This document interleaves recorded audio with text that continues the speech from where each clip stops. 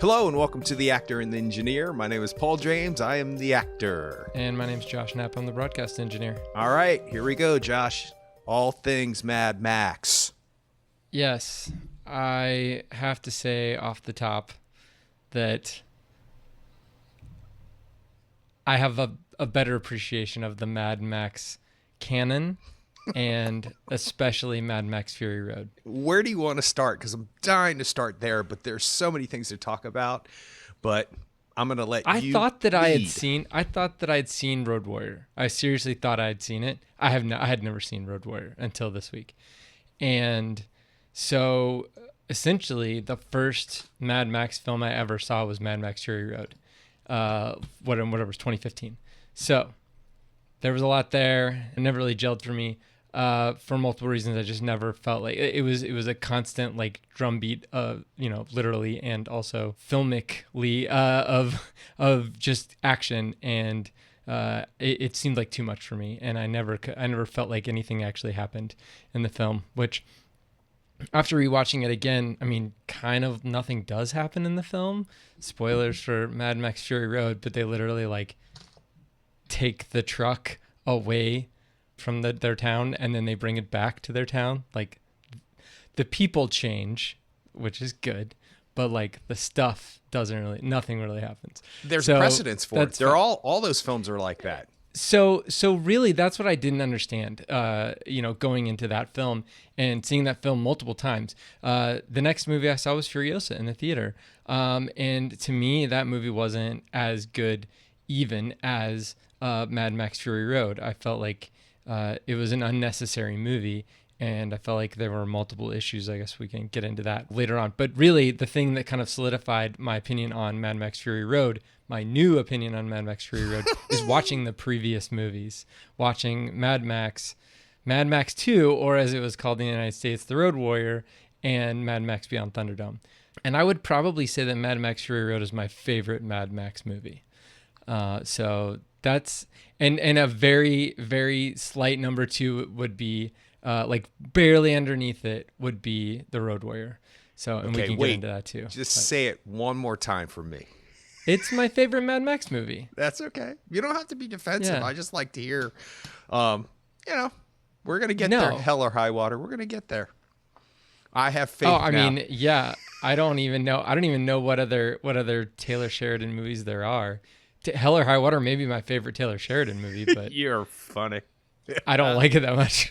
You're funny. So, yeah. But anyway, so yeah, that's my. I mean, I wouldn't call that eating crow, but I would say like I'm a much more informed film goer than I was when I was spouting off about Mad Max Fury Road. So there you go. Well, after our quick cuts where you stated once again that the issue with Fury Road is that it's just too kinetic. There's no downtime. So I was like, wait a second. Is that right? I mean, I kind of feel like he's right. But why does that not bother you? But why is that an issue for you and not for me? And I thought, well, maybe it's because I'm familiar with the world, but I thought you were too. So that wouldn't have answered that question. So I was like, one night, I was like, you know what? Let me watch that movie again. And I took notes. And I was like, oh, downtime. Yep. Oh, downtime. Oh, very famous scene with her with no arm walking to the desert and kneeling. Poster, downtime. And I was like, I think the style of the film was what was getting you at first. Like the style of all of the crazy editing, all of the... It's frenetic. Yeah. Yeah, it's frenetic as What'd opposed I say, to kinetic? kinetic. No, I mean, but I said kinetic. I mean, kinetic is like a propulsive, moving forward and always moving, never stopping. That's kinetic. But frenetic doesn't necessarily mean that there's no downtime. It means that it's a lot. It's an assault on the senses, and I think that that's not necessarily a bad thing. It doesn't have to be a bad thing, but it was an assault on the senses, and like in the theater, especially when I saw it, it was too much. Like it was a later showing, and I was just like, I literally got tired, and I was like, wow, I should not be getting tired of this at this action movie. But I do think that the cool part about Fury Road is that it did take from certain things of the previous 3 films, and it was like cherry picking the good stuff from the last 3 films and leaving off all of the bad or inconsequential stuff. But it also did have a better plot than at least 2 of the 3 movies, the previous movies, in my opinion. Like, there was something that was going on, and it was mainly like Furiosa, centric, which I think is maybe why and also they didn't want Tom Hardy back, or Tom Hardy didn't want to come back for a sequel or whatever, but maybe is why they wanted to like focus on the Furiosa character. Before we get into like all the Mad Maxes, we both saw Furiosa recently. Did you feel like there needed to be a Furiosa movie? Or if they were going to make a Mad Max adjacent movie, would the Furiosa have been the type of movie that you would have thought they would want to... Would that have been a movie you would want to watch over any other subplots or whatever? Okay, so that's 2 questions. The latter is no. And actually, the answer to that is no. Did I think that there was a need for another Mad Max Saga film? No. Do I think that this made me change my mind about that? No, it didn't. Okay. I had a really good time watching it. I liked this world, and I like what he did with Fury Road. But Fury Road is so well done, in my opinion, that even after watching it the 4th or 5th time when I was watching it to go, okay, downtime, halfway through it, I was like, this is so great. Like, I'm screaming it out loud. And afterwards, I was like cussing to myself, this is epic, so great. And I was like, just, lit up about it. And I was thinking to myself, how do I get Josh to get somewhere near the enjoyment that I get from it? I'm not saying I'm required to do that, or it's my responsibility, or even if you could do that for somebody. But I just came out of my skin the last time I saw it, thinking this is really a masterpiece, and they're calling it George Miller's masterpiece, and I'm fine with that. It was nominated for... Wasn't Babe Pig in the City? You're funny. Didn't get Jim Cromwell a second Oscar nomination, so no. That's true. The first one did, though. So the thing is that I think that movie's electric. Every time I watch it, I come out of my skin, I'm lit up. Halfway through it, I'm like, oh yeah, it is a bit much. And but at the end, I'm like, this is really well done. The fact that she almost ends the way that she almost ends, and the way that she looks at the very end, and that epic scene as they're going out and she sees him in the crowd. It's all over Twitter. It's all over Facebook. It's all over the internet as one of the best shots of all time. So I don't feel bad as if that's a spoiler. And if you haven't seen it, it's not going to ruin anything anyway. So, well, if you've seen the other 3 Mad Max movies, it's not going to ruin it either. Yeah, correct. Absolutely. Absolutely. Yeah. Absolutely. So the answer to your question is, did I think it was a necessity to have another Mad Max Saga film? No, I didn't. Did I need a prequel to Furiosa? And I'll answer that by saying the last scene of the movie proves that we don't need it. The fact that he tried to connect those films, in my opinion, was not the greatest choice, but where you see Fury Road and Furiosa connecting. And you see the nighttime scene of the people escaping. You see the pregnant woman. You see the truck. The thing that threw me out of that was the fact that it's Anya Taylor-Joy is being Charlize Theron in those sequences, and that just is not in my, we've seen Charlize Theron do it, so we know what she looks like and who she is. So why he chose to do that, I'm not exactly sure, because I think even if you hadn't seen anything else and you went to Furiosa because it was the summer and it was Anya Taylor-Joy and it was Chris Hemsworth and it was an action film, because that's what draws people to those films, not any of the connective tissue from the past. I think it would have been confusing for you to go, why are we starting a whole nother movie at the end of this movie? And then you see the credit sequence is Fury Road, basically, edited into the credits. And all that did was make me want to go and see Fury Road again. And I had just recently seen it. So unfortunately, I don't think it's a bad film. I don't think there's anything wrong with it. I don't think there are issues that I have. There are a lot of things I liked about it. They answer a lot of questions that I had about the world. They bring up things that I never thought of, asking myself about questions. Gastown and Bullet Farm. Yeah, I'm like, where do they get the bullets from in Mad Max world? Oh, Bullet Farm. Where do they get these explosive red fireworks? You know, and then flares, right, dry blood.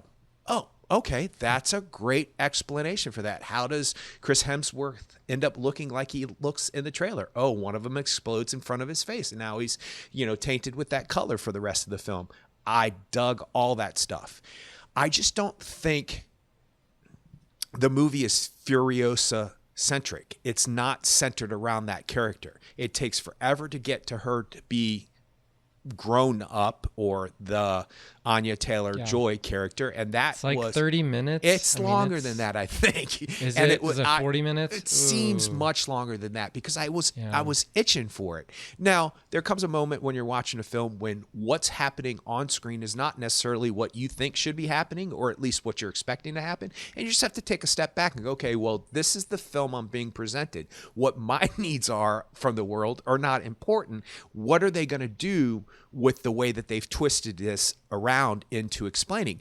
But the explanations are the same things over and over and over and over and over again. It's the same thing for 45 minutes or however long she's younger. Sorry, I'll stop finger quoting.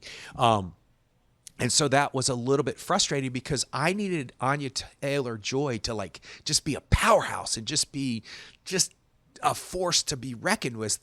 And she seemed more, from my opinion, somebody who was very good at dealing with circumstances out of her control and just getting lucky, and which is pretty much the saga of Mad Max on some level. It is about a character who's put into a situation, who is a survivalist, or can survive almost anything, and rises above the violence and all that other stuff. But there is motivation behind a lot of what Mel Gibson does and what Tom Hardy does, and we'll get there in just a second. There is motivation that I think is missing from the Furiosa character. She didn't seem to be as, now granted, being thrown into that world is enough to motivate you to survive. I get that part. But they seem haunted in Mad Max. He seems haunted, and they make it a point to make him seem haunted in Fury Road. It would have been nice for her to have been haunted, and she just wasn't. Well, so it's interesting that you're saying that, because that's what I felt about Mad Max in Mad Max Fury Road. I felt like the movie was about Furiosa and not about Max. And in this movie, it's not necessarily centered on Furiosa, and Furiosa is not the character who has. She has somewhat of a, you're right, she's a victim in throughout most of the film, and she figures out a way to survive and does have ingenuity as far as like shaving her head and making a wig and like, I mean, that kind of stuff. She's not lucking into a lot of that stuff. She's preparing herself for certain situations and setting up, you know, her ability to escape and knowing the people around her and understanding, you know, their motivations. But it's essentially like us being Furiosa adjacent, but then the people who we really do see change are, I mean, we see to a certain extent, well, we really do see the Chris Hemsworth character. I mean, he changes extremely. I mean, and it's identified with his wardrobe, where it starts off with a white shirt, you know, very kind of like Zen type of you know, hey, you know, somebody's got to be the leader, I guess I'll be the leader, all this stuff. And then it gets to, you know, full-blown madness by the end, and his white parachute cover thing turns black, and then turns black and red, and then, I mean, so it's clear that character's arc is very clear. And in this movie, in Fury Road, Mad Max's arc is already established. It just is. At the beginning of the movie, and he doesn't necessarily do anything different, and especially nothing different than he's done in Mad Max 2 and Mad Max 3. And so in Furiosa, she's essentially the Mad Max character. Well, it comes down to this for me. I don't know anything about making a movie, so all I can do is gauge it on my experience in the theater, how much of a conversation I'll have with my 14-year-old nephew afterwards, whatever it may be. And sometimes those kids have some insights where they're like, well, what about this? And I'm like, oh, that's a really good thought. I never thought about that. We barely had a conversation about it on the way home. And my gauge is, do I want to see it again? Not will I see it again? Do I want to see it again? Is it calling to me, excuse me, to see it again? And the answer is no right now. I mean, I will see it again. I know I will, because I like this world and I like these movies. I didn't know I would ever see Beyond Thunderdome again, and I haven't seen that in decades, but I just watched it again. And as silly as a lot of that film is, it's probably my favorite out of the bunch, because the world was taken. The world was. I won't say it was taken more seriously, but the world was solidified by Beyond Thunderdome. Yeah. The choices that they made in the costumes and in the production design and all that other stuff were smart for the design of that film and that world. There's a bit of we're in the 80s and let's punch Road Warrior with some 80s style with the bandanas and all that stuff, and the let's get physical Olivia Newton-John looking women and like, okay, so you're protecting an oil refinery, but you have time to crimp your hair. I mean, I guess if they have electricity, they could have a crimper. I guess it's not that long. They have things that are modern or normalized civilization things. It would be in the like 2000s, I guess, late 90s, early 2000s. So anything that was around in the 80s would have been around then. And if I just they have think the that the choices started to become more about the world in Beyond Thunderdome than it did about, you could see where the logic behind why Auntie's thing is above everybody else's and how it's vented. And you could see why they would give her chainmail, and, the hair it's Tina Turner. Let's give her big earrings and the coolest hair in the world because it's Tina Turner. Exactly. But they replicate that in Fury Road. It's the same thing. Yeah. Exactly. And Morton Joe's in the same place that Auntie Entity is. Yeah, exactly. Hey, speaking of which, he's toe clipper in the first film. I didn't realize that. Yeah, toe cutter. Yeah. Toe cutter. What'd I say? Clipper? Just a little toe clipper. He's a manicurist, a pedicurist. Anyway, which I didn't realize in Australia, a toe cutter is a term for someone who is. Who goes against other police officers, I guess, like a police officer. I was going to ask you what it meant, so that's good. Yeah, I mean, it's slang, I guess. So I don't think that Furiosa, a Mad Max Saga, is a film that really...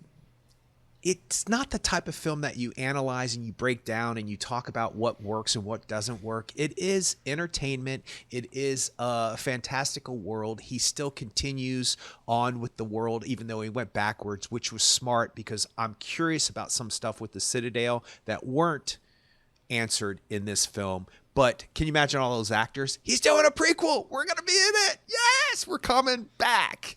And Nicholas Hoult is like... Yeah, but that was before his time. The son of a Morton Joe was still in it somehow. Yeah.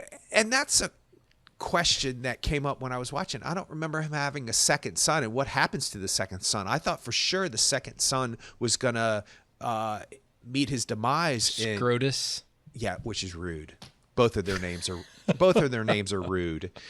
I never realized what the first one was named until we heard Scrotus's name, and I was like, "That's rude." I mean, it's clever, but it's rude. Yeah. But Scrotus doesn't end up in Fury Road, but then there's the other brother, Rectus, who's rude. There you go, rude. It's clever, but it's rude. I mean, I'm not condemning anybody for coming up. It's clever, but it's, we're not going to talk about that at a proper dinner party anytime soon. But what did happen, I can't even say their names now. What did happen to the other brother? We don't know. So, and that is a question that, I mean, I didn't think about it too seriously because it's Mad Max.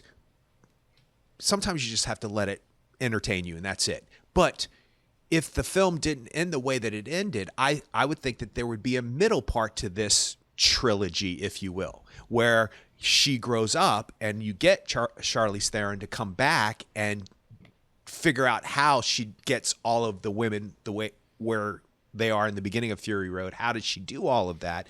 And, because side note, they answer a lot of questions in Furiosa that I think are great, but I also need to see how that citadel works. How does that pump work? How did Immortan Joe get that pump to work, and how did he discover it, and how did it become his, and that kind of stuff.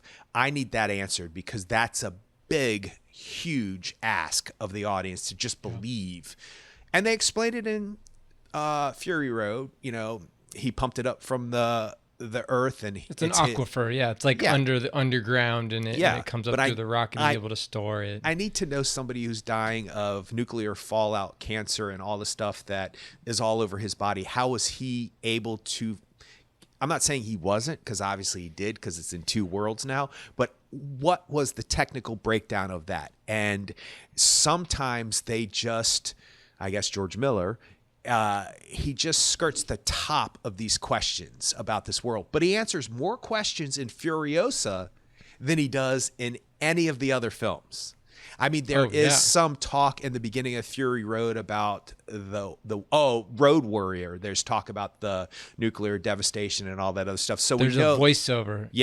That, which is also a question that I have. But anyway, well, it seems like, so Mad Max, I mean, I think that from what I've read, George Miller didn't necessarily want Mad Max to be in an apocalyptic future, but they didn't really have the ability to have a lot of extras, and they didn't have the ability, like they needed a pared down production and a short production schedule. And so that's why it wasn't necessarily like it was the near future, I guess, but it wasn't, and it was all run down because they didn't have the ability to have, like, you know, a full police station with a bunch of cops in it, because they didn't have all the money. Like, it was a really, really inexpensive movie that ended up making the first $100 movie? million. Mad Max? Yeah, the first movie. Yeah. Okay. I mean, the budget was $400,000 or something like that. I mean, it was like really, really cheap. You know, and it ended up making $100 million or something. I mean, it's the most successful movie, the most profitable movie in cinema history until Blair Witch, until the Blair Witch Project. So that says something right there. Well, so why do you like Mad Max Beyond Thunderdome more than the other two early Mad Maxes? Like, is it because the world gets fleshed out more? Yes. And also, if you had asked me that before I revisited all of them, I would have said Road Warrior was my favorite. Because that's mine of the Mel Gibson ones. In my mind, I don't know. I just thought Road Warrior or Mad Max 2, which now I understand why you listed the poll the way that you listed. Because I was like, why did you put Mad Max 2? But I guess that is the way it's listed in a lot of other countries.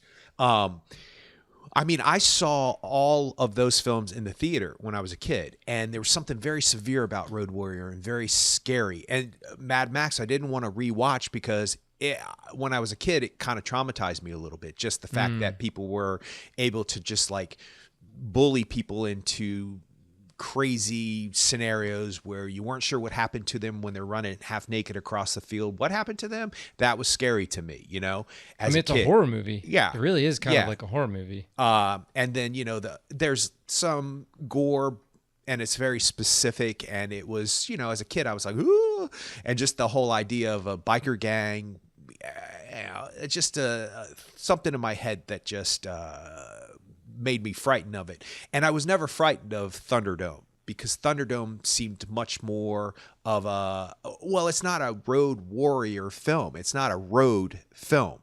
It's, you know, it's two movies. It's two movies. Butted up next to each other. Yeah, it's two movies. Really rough. A lot of people hate that. Yeah, a lot of people do not like that. But that said, I dig the stuff with Tina Turner. I think she handles it very well for being a non-actress. I don't like her first line reading, though. Well, he's just a raggedy man. I don't like that line reading. But everything else she does in that, something about it just doesn't work for me. But everything else she does in that film is very organic and very natural. When she goes freshwater, it's okay. There's a natural human quality to her, which I think you need. And I like the explanation about her character. Who was I before? Nobody. But after I was alive, I like those little doses of reminding that this is a post-apocalyptic world. And, you know, you see the guy carrying the water and then you see Max putting the gauge up against it and he goes, what's the matter with the little nuclear fallout? You know, so I like all of that stuff. And I stylistically speaking, when you go back and watch Thunderdome, I think it's the one that works the best with the choices of the first three. When I went back, and I did go back and watch Mad Max again, by the way, Leather Cops, it looks a little silly now. Back then, it looked tough, and, a police force that was pretty much running itself, rogue police force, and the Hall of Justice with the missing letter that's falling off, and everybody's and wearing no oversight. No There's oversight. Zero oversight. Yeah. And the language is very specific. That's something about these worlds that I like, is the language that he's developed. It's almost guttural Shakespearean in a way. It's like street Shakespeare, Yeah. And I like all of that stuff. So the reason why I like Beyond Thunderdome the most is, recently, is I like the battle in Thunderdome. That fight is excellent. It's well choreographed. You can tell it's them. I like the idea of him having a way out that doesn't work for him with the whistle. I like the whole idea that they're going to he has to kill this guy, but then he chooses not to, and then there's a rule for that, and I like that whole thing where she's like, I made the rules. I like all of that. They've got a lot of explaining to do about how we went from one film to the next. And then I don't have a problem with that as much as I have a problem with, not a problem, but at the end when you see the city lighting up and they go, we light the city for him in case we're going to bring this city back. And it's like, wait a second, you're in this like paradise in the middle of the desert where there's plenty of water. There's nobody knows you're there. Nobody's able to find you, which is something I think kids would do. They would hide themselves and not realize why nobody can find them is because they're hidden across a river in a ravine. So that's clever. And why would you want to go to the city? And I think it's just because, of course, that indicates civilization. A city coming back to life indicates civilization. But that's got to have major fallout. That's got to have major problems and diseases, and cancer where they're at doesn't, because they're growing and producing as children or young adults. So I don't necessarily have a problem with the two movies pushed together. And once again, it goes exactly like Fury Road. They get away, and then they got to go back, and they got to get him.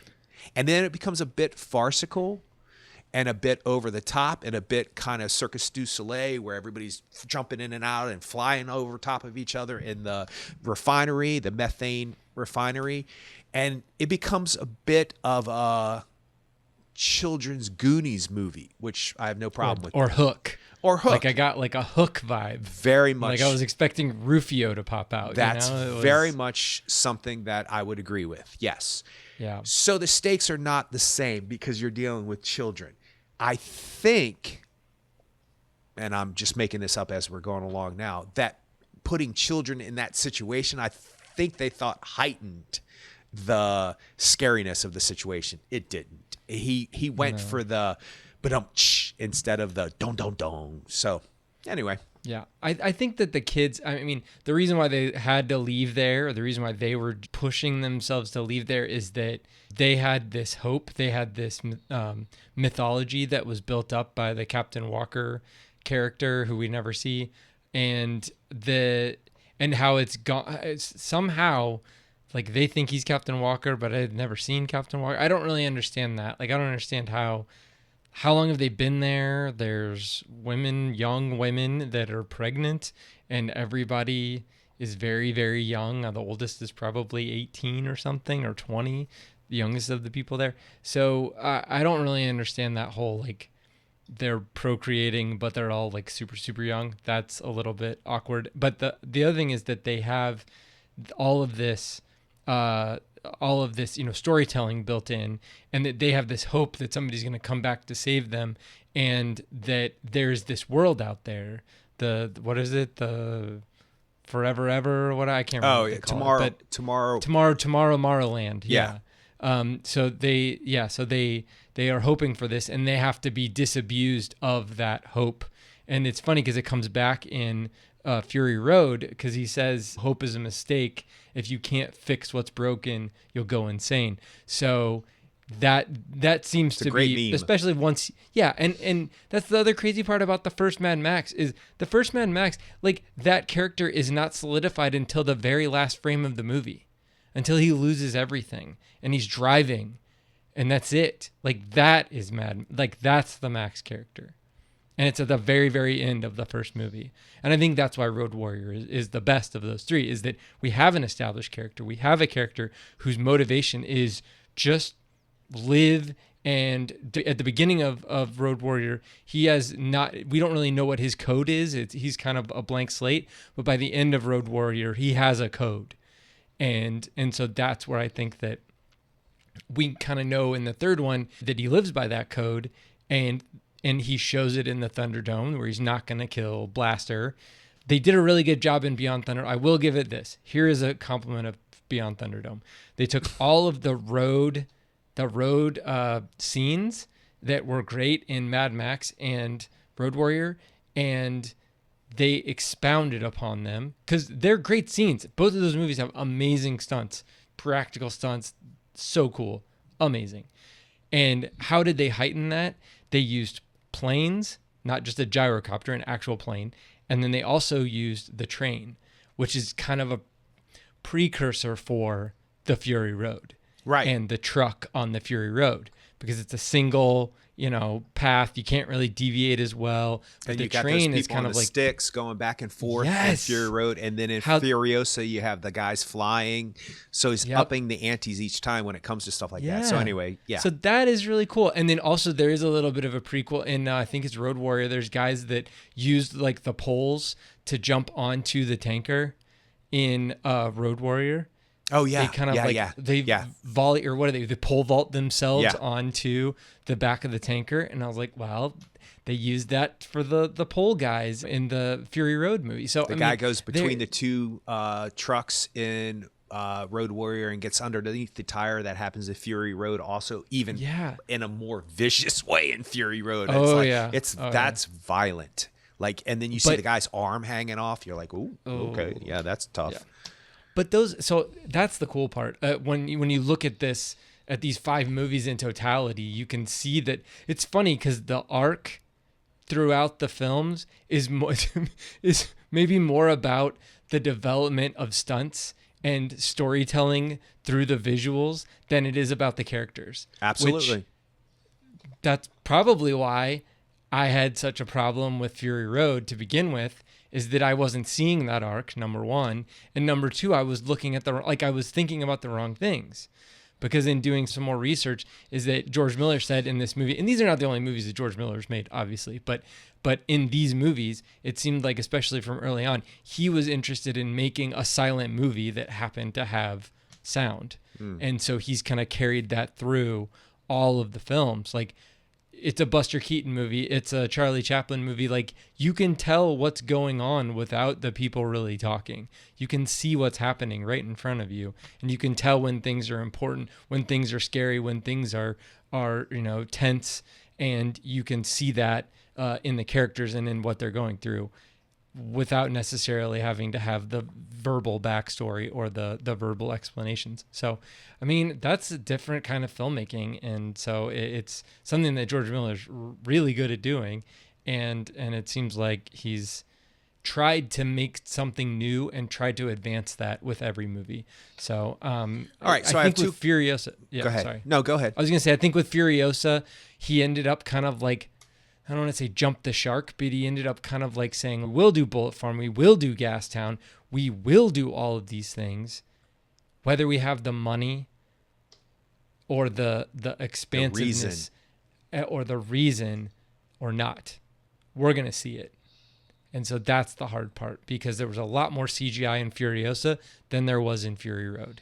Yeah, and it didn't necessarily have to be. Yeah, and it's disconnected in places, and it's a stop and go, which is why I, not in defense of Thunderdome, but that cutoff into the second film is jarring, but it's not as disconnected in its thread when it comes back around. So I was okay with that because you come back around. If it was just all of a sudden he became Walker or he goes to the city with the kids, whatever, and maybe he had to go back. And they never go back to Bartertown? Yeah, that would be weird. They have to go back. They have to go back and deal with Auntie, and they have to go back and deal with his revenge, because that's not revenge, but I don't even know what you call it, because it's not revenge. It's righting the wrongs, because that's what he does in the first film. You know, he's like, they make it personal, and they make it very clear in the beginning of that film that these people are going after family and associates of the cops, and be careful and so forth and so on. And then when it turns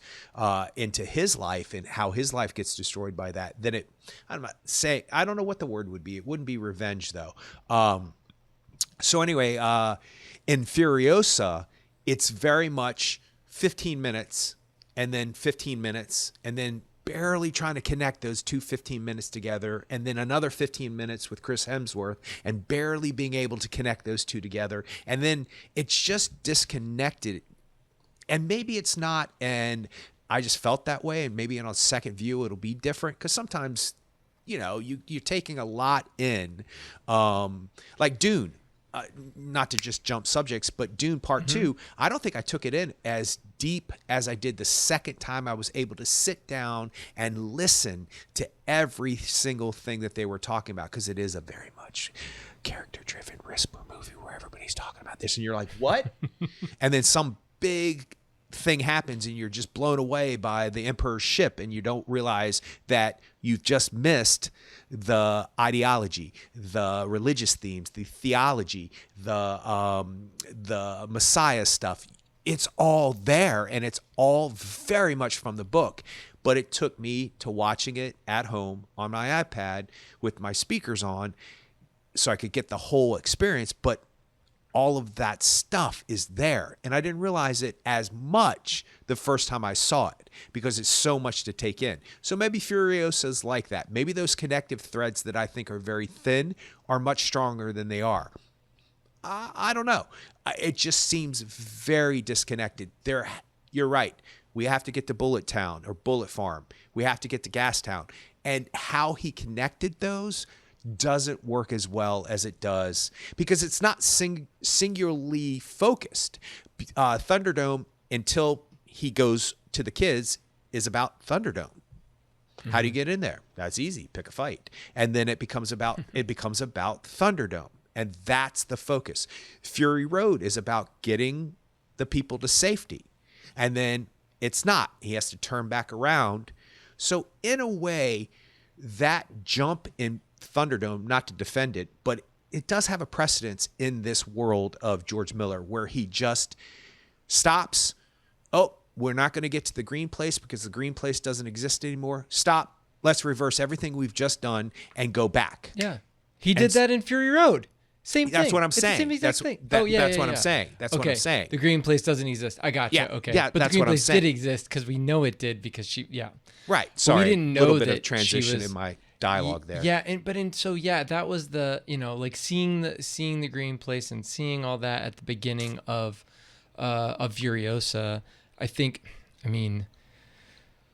Really, I think if the movie was about Furiosa's mom, it might be more interesting, because Furiosa's mom was dynamic and, badass, and you can see where Furiosa gets it from. But Furiosa's like on her heels the whole film, and it starts so traumatically.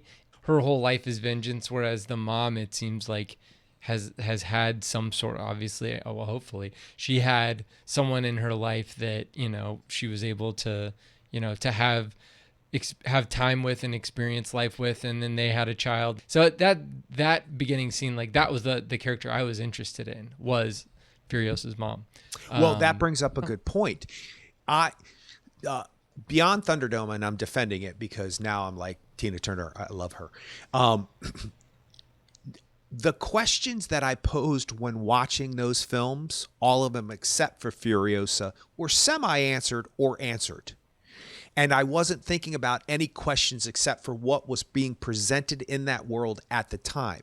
My first question right out the bat for Furiosa was, how did they defend the green place? How did these guys get to the green place? Why were they not aware that these guys were at the green place? If they were so set on defending and hiding this place that once somebody entered the place, they have to spend a whole 20 minutes of a film trying to get them. Now, granted, they kidnapped one of their children, but part of that was to stop them from speaking about the green place, even though some of them already did. And then there was a demise, and then Chris Hemsworth wants to find it out, blah, blah, blah, blah, blah. And and it's really smartly done that some people know about it, and then they get killed. So there's nobody to speak about it. So Chris Hemsworth has a puzzle piece missing. That's all good. But how did they find the green place? How did they survive for such a long period of time? How did they keep it defended? Those questions were more important to me in the first 25 minutes of that film. And so by the time those questions went through my head, I had already missed the connective tissues between the green place and then her trying to get her daughter back. And I was like, wait, these are basic questions. And the reason why it even came to my mind even after thinking about the film, after the film was over, was because there's so many interesting answers to some questions I had about the world. And he answers, though, and we talked about a lot of them at this point. But where are the answers? Is that the next film? Is that a prequel of a prequel? What will happen? Will this be like Star Wars and it will now be a Mad Max saga? Or will we figure out, will the next film be Tom Hardy? And I'm not so sure Tom Hardy didn't want to make another Mad Max film. I don't think he wanted to work with those people again because there was a big conflict between him and Charlize Theron. So they say. I heard bad. Yeah, I heard not great things about the production as far as like his. I kind of think he brings his stuff into stuff. I kind of hear stuff about like, him a lot. Him not wanting to come out of his trailer, that kind of stuff. You know. Oh, really? Yeah, oh yeah. I don't it's get just it. Like, come on, dude. Like, get over yourself. Well, I mean, I know, but I know he's a method actor. But at the same time, it's kind of imagine. Yeah. Not to defend that at all, but okay, let's hear the actor defend actors. Come on, let's go. Okay, I can't imagine what it would be like to be at Tom Hardy's status. Okay, what he's accomplished. Every day he goes to work, there's a camera right here, and he's emoting every day. That's tough. Now, that might not be tough for him. That might not be tough for other people. I would find it tough. I find it tough. It's not natural. It's not just real. It's just a different scenario. And then the publicity and then invasion of your personal life. Granted, some of that is you walked into this job knowing that that's part of it. Do I think that paparazzi and people should abuse people because they're in the public eye? No, of course I don't. Of course I don't. Yeah. But the pressure and the amount of psychological junk that it takes to have your face 30 feet high. We take it for granted when we go to a film. We're just used to that's how big your head is. Can you imagine seeing your own head that big? It's not normal. It's not reality. I'm not making any excuse for anybody who's not professional.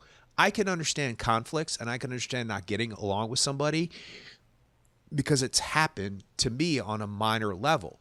And I wasn't exactly proud at how I reacted to it.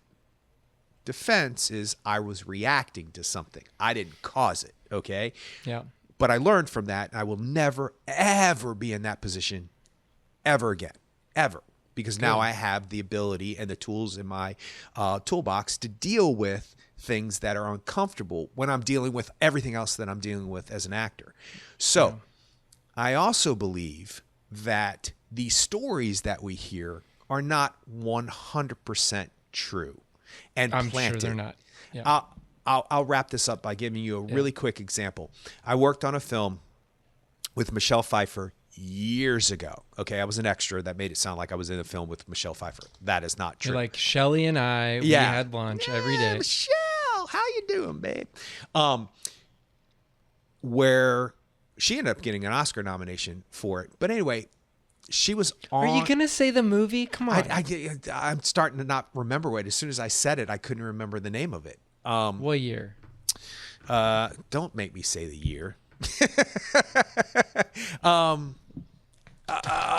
Where's the place where JFK was killed? Love Field. That's the name of the film.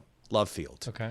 Where he flew into Texas and then he was shot a little while later. Anyway, she was on set. She was in the middle of the street, and I witnessed this happen.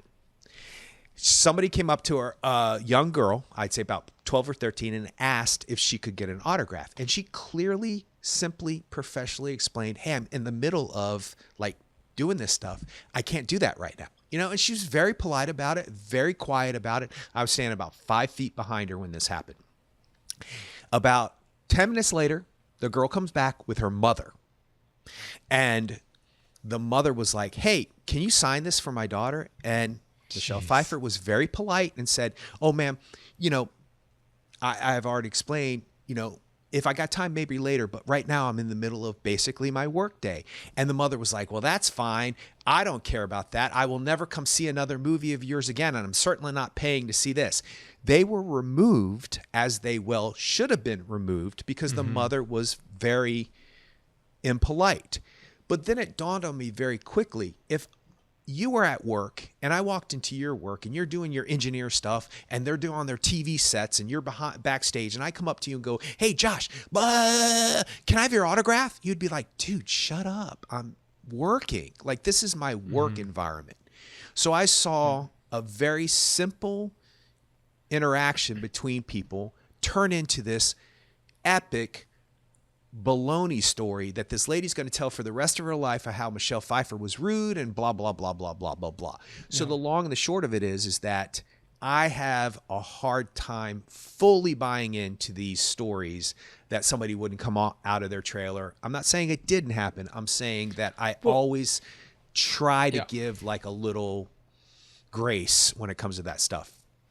I guess I don't have as much grace when it comes, if in fact an actor decides not to come out of their trailer, because if a camera operator decided that they just wanted to like go out behind the building and have a smoke for 20 minutes and everybody's like, hey, where's our camera operator? And they're like, well, they're not done with their smoke yet.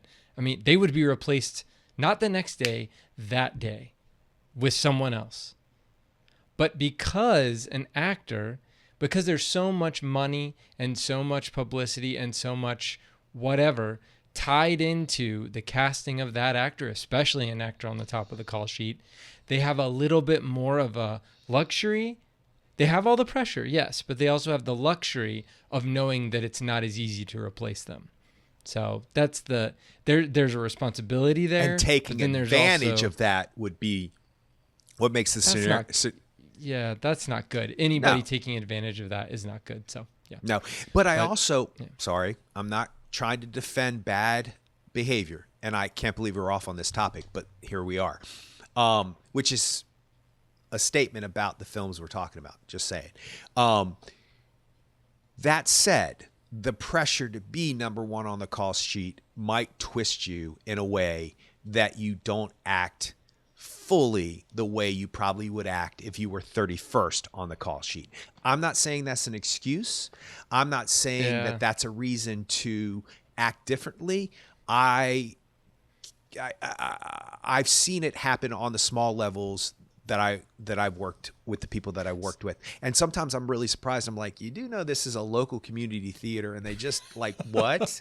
They asked for your autograph and you told them I have to get tea first. They're like, no, I asked for oat milk in my latte, not skim milk. I need another one. Is that the kind of level of, okay. So that's I think almost direct. It's like you read my mind. It wasn't oat milk though. And but see, here's the difference. And I pray that if I've ever had a moment like that I'm forgiven and that I can rise above it and not be like that. I have seen people be like, oh, I'm sorry, I asked for oat milk. when you get a chance, I'm allergic to the other stuff. Do you mind? Just when you get a chance. Different. It's different. It's different. And It's people not... jump.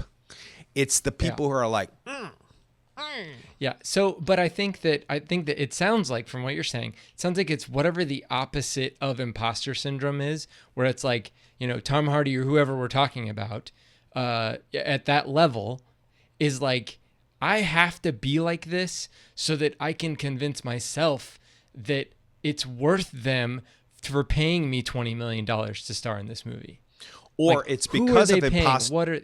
It's because of imposter syndrome that you don't believe it. So you have to convince people that you're worth it in order to convince yourself. To convince yourself. Okay. I get it. I mean, I don't think that that's right. And I don't think that everyone else who's the fallout of that is that, I don't think they deserve whatever that is.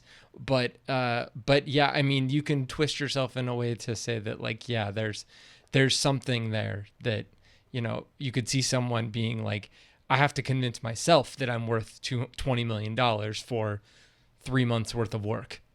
Or I can't convince myself of that, so I have to act out, and I'm acting out, and I don't even know I'm acting out. Not an excuse for it. But back to what we were talking about with Fury Road, I have a tendency to believe that adds to the experience you and I will have when watching the film, the tension, the subconscious subliminal subtext of a film might not be what we're thinking it is, because it's what they're going through, their oat milk, whatever, and I'm not coming out on my trailer. Side note, I think that because they do sometimes. Because I can say I'm not coming out on my trailer, because you're right, they're not going to replace them, and especially halfway through the shooting.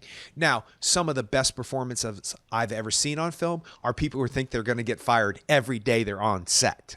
It's like they think they are not pulling their weight. Next thing you know, they win the Oscar. There's tons of stories where people are like, oh, no, I can't come out of my trailer because I suck. Now, they do come out of their trailer, and they're perfectly professional. And then, Kevin Kline thought his career was over with. And then he won the Oscar for A Fish Called Wanda. Yeah. He was like, he saw it, and he was like, yeah, that's the most over-the-top thing. I'm never going to work again.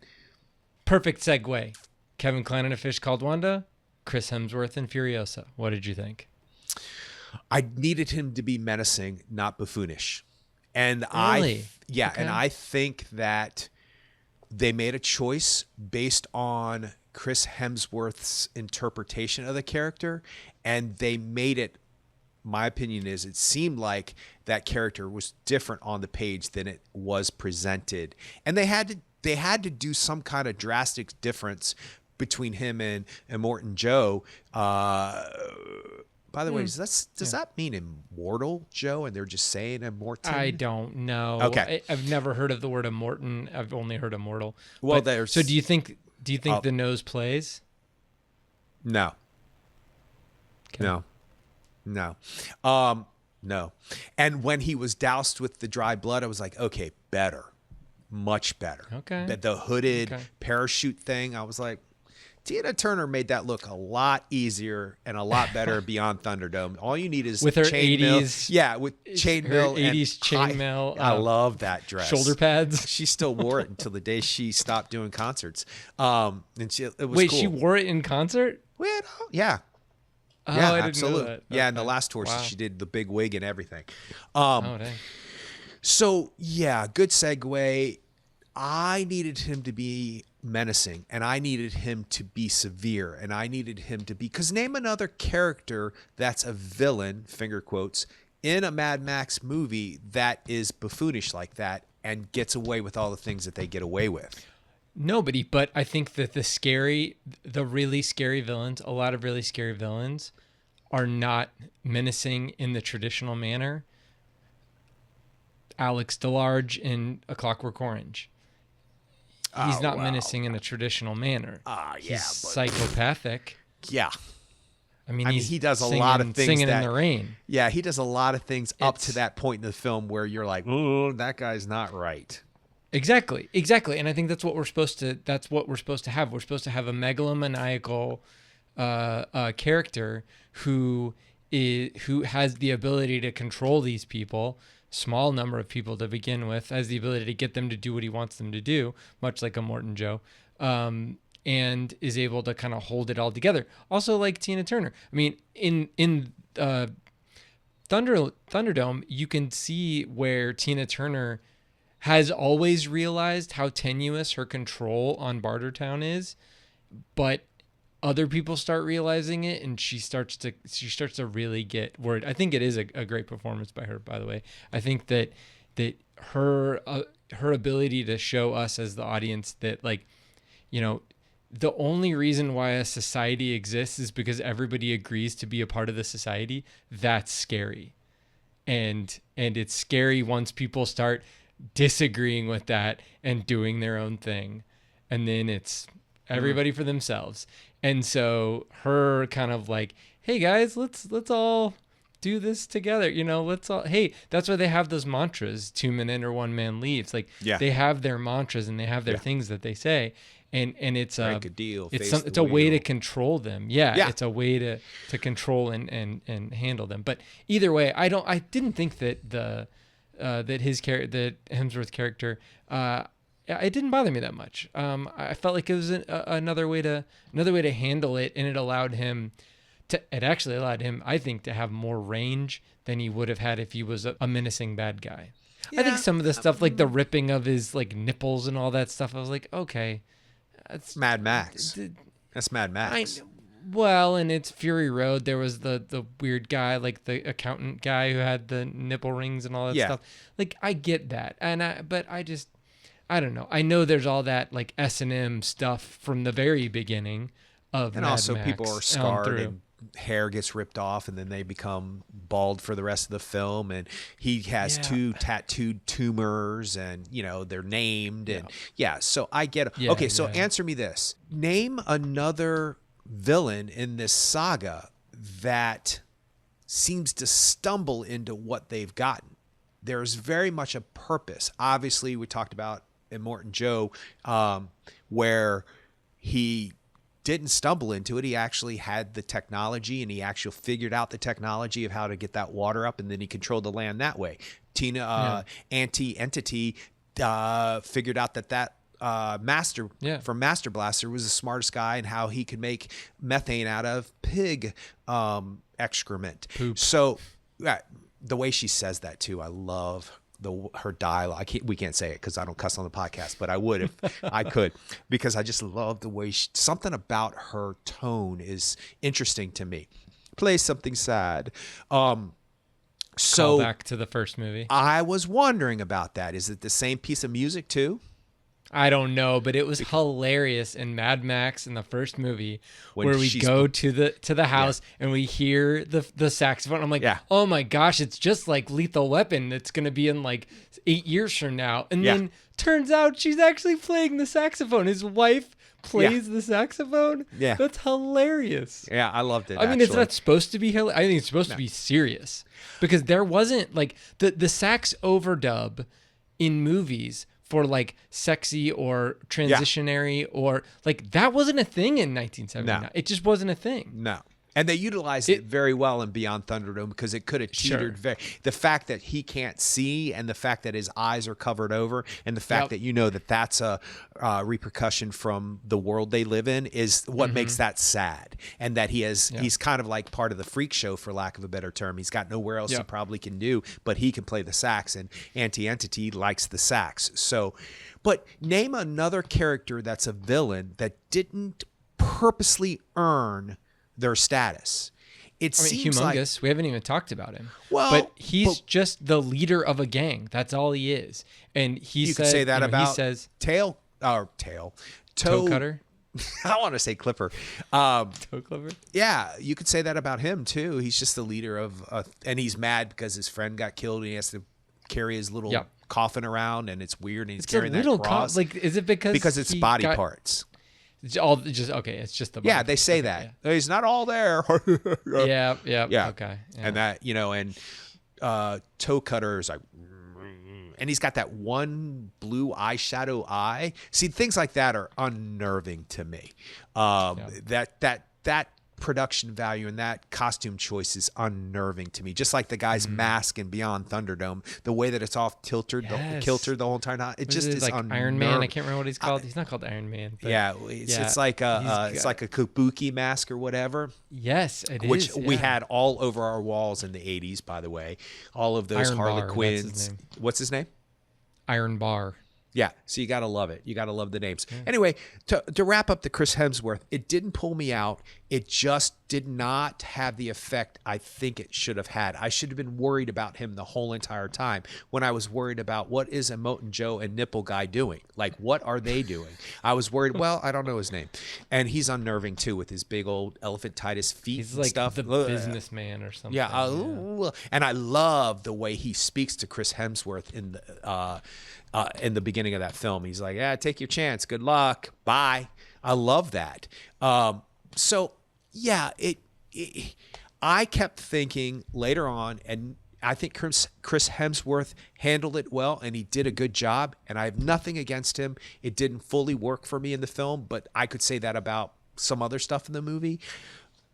I think I'm going to enjoy this film later on. I'll say that. I'm not going to fully say not to see it because I would want to see it a second time. I might be fully behind it a second time. It might connect like we talked about earlier. I'm saying when I got out of the film and I was driving home, I thought Hugh Jackman would have been good. Ryan Reynolds would have been good. Tom Cruise would have been good. Like I kept thinking. Hasn't Hugh Jackman done something like that with like a fake nose and all that? I'm trying to remember. Well, he did see, like the fake nose is an interesting thing that you brought up. Did it read? Did it read as a fake nose? Well, no. I said, did it play? That was a reference to Ocean's 13. Right. I got it. Okay. Not as slow as I look.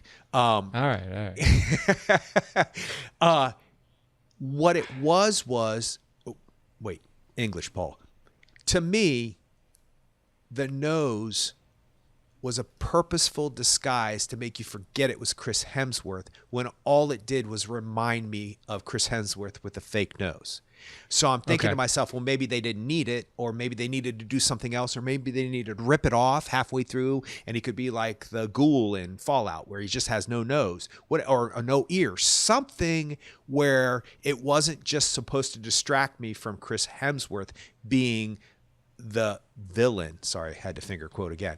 So I didn't understand the choices that were made when it came to that character, but maybe that will fill in the blanks later on. I'm not sure.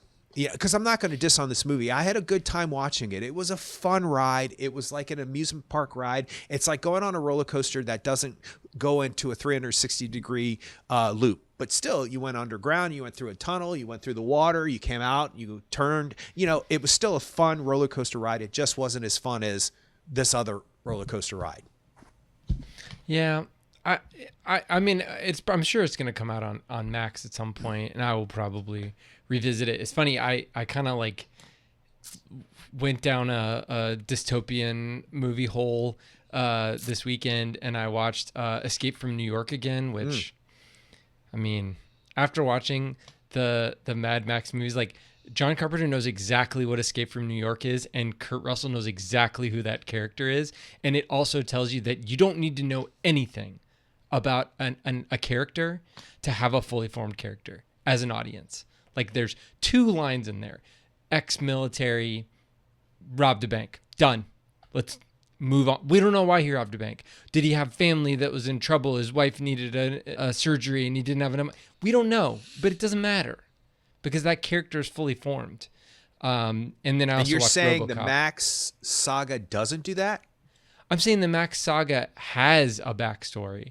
But I'm saying like Furiosa, why do we need Furiosa, a Mad Max Saga? Why do we need that? Is it because we need to know why she shaved her head, which now we see why she shaved her head? Is it because we need to know how she lost her arm, because now we know how she lost her arm? Is it, is it because she's an imperator and why she became inspired to become an imperator by seeing Praetorian Jack, who we haven't talked about? Tom Burke did a great job in the movie, probably the highlight of the movie, in my opinion.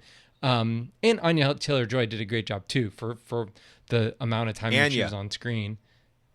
Anya Taylor-Joy. I thought it was Anna. No, or Anna Taylor. I'll send you the meme. Got it. Okay. I'll send you the meme. Anya Taylor-Joy. But ultimately, like, we knew enough about Furiosa that we knew as much about Furiosa as we needed to know from Fury Road. So I think I make understand another what you're saying. So you're saying that the fact that we don't know how she lost her arm adds to the mystique of the character, and that it adds to a motivation, but we don't need to know why that motivation is there. So thus, why do we have Furiosa, a Mad Max saga? The fact that these things are left open-ended, answered but not answered in Fury Road, so we don't necessarily need them expanded upon and answered in Furiosa, Mad Max saga. I agree with that. 100%. There's intrigue. There's intrigue. Why is Snake Plissken called Snake Plissken? He's got a snake tattooed on his chest. But why? Did he fight a snake? I don't know, but it doesn't matter. He's Right. Snake Plissken. It's fine. Yeah. So that, and I also watched RoboCop, which is not as good a movie as Escape from New York, in my opinion. And that's working on a bunch of different levels. A Paul Verhoeven movie, and I'm like halfway through Starship Troopers, which I'd never seen before. I love it. So yeah, I didn't realize it was what it was, but you know, Paul Verhoeven works on like multiple levels all the time, and so it's so funny because you think of RoboCop and you just think of like, oh, it's a dude just blowing off people's body parts and, you know, that kind of a thing. But it's way more than that. So I thought that was pretty cool to go back and revisit that. But so those are that kind of like future dystopian, near future dystopian films like Mad Max is. And I was trying to kind of figure out like what worked better with those and what worked better with Mad Max. You went into dystopian world. I went into Mel Gibson world. I immediately watched Hamlet, the Franco Zeffirelli film. With him as Hamlet. He's excellent in that. I think he's the best Hamlet on film.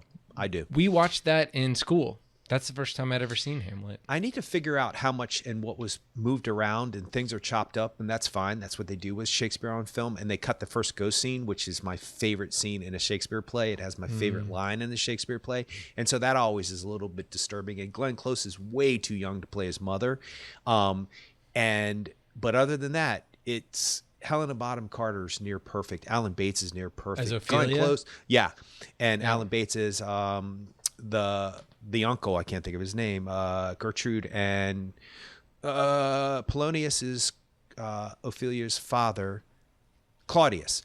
Claudius is the king, and I think Mel, he does the best line readings of Hamlet that I've seen. How's his accent? I can't remember. Is it British? Does he have a British accent? It's less Australian, that's for sure. Okay. It never stuck out at me. Speaking of which, and you know, just not to bag too much on the Mad Max saga, who gets an accent, who doesn't get an accent? Auntie doesn't have an accent. They're not going to make Tina Turner do an accent. Charlize Theron doesn't do one. She doesn't either. And that's initially when I started watching Furiosa, because I hadn't seen Fury Road recently, and I was watching Furiosa. I was like, why is Anya Taylor-Joy speaking with an American accent? Doesn't make sense. And then I rewatched Fury Road, and I was like, oh, okay. The world is fine the way that it is. I would never change anything, and I would never tell George Miller I don't like something that he did. He made bold choices. He's created a world, and he's created a world I am intrigued with, that I continue to think about regardless of all of these things that we have questions about. And they're just questions. Other than that, it's a great world to live in, because it's not like a traditional post-apocalyptic film in the fact that everything's about the devastation of what we did to ourselves and the fallout and all that other stuff. It's that, but it's fantastical enough and fantasy enough to where it lifts you above that, so you're not threatened by the fact that human beings created a nuclear bomb that could kill everybody and this is the result of it. It's fantastical enough to keep your imagination out of that reality. Even though that's there, it keeps you in those worlds, and I can't fault it for that. Any of the films. I agree. Yeah, and also we do have to understand, because I think a lot of people, especially post Soviet Union falling, and you know, post like 1990, where like Berlin Wall came down and then Soviet Union fell, like 1991. I mean, the world is different than it was before then. There was a constant specter of nuclear war, a lot more than there is now. There is still a specter of nuclear war now. It wasn't as present in people's minds as it was during the 80s and during the 70s, you know, essentially post World War II, Cold War, during the Cold War. So that's one reason, I'm sure, why George Miller made the movie the way that he made the movies, those first 3 movies. So I think that it's good to remember that, and to remember that when you're watching this movie too, is that like it was way more of a kind of like, a thing that was always on top of everything at the time. So yeah, it was that's another spice in the stew. So it's good to remember that when rewatching it in 2024. Listen, the bottom line is that I'm sure it's hard to make movies, and I'm sure it was hard to make these movies. So, like I said, and I'll repeat myself, it's about being entrenched in a world that keeps me entertained for 2 hours, and then the afterthought is a lot more threatening and a lot more realistic, and like what you just talked about, that is still there. So if you can keep me entertained and you can keep me riding that roller coaster for 2 hours, none of the small things matter. Yeah. All right. Well, you can check us out on the web at actorandengineer.com. You can go to facebook.com/actorandengineer. You can find us on X at actorengineer. And you can find us on YouTube. Just search for the Actor and the Engineer podcast. And we'll see you next time.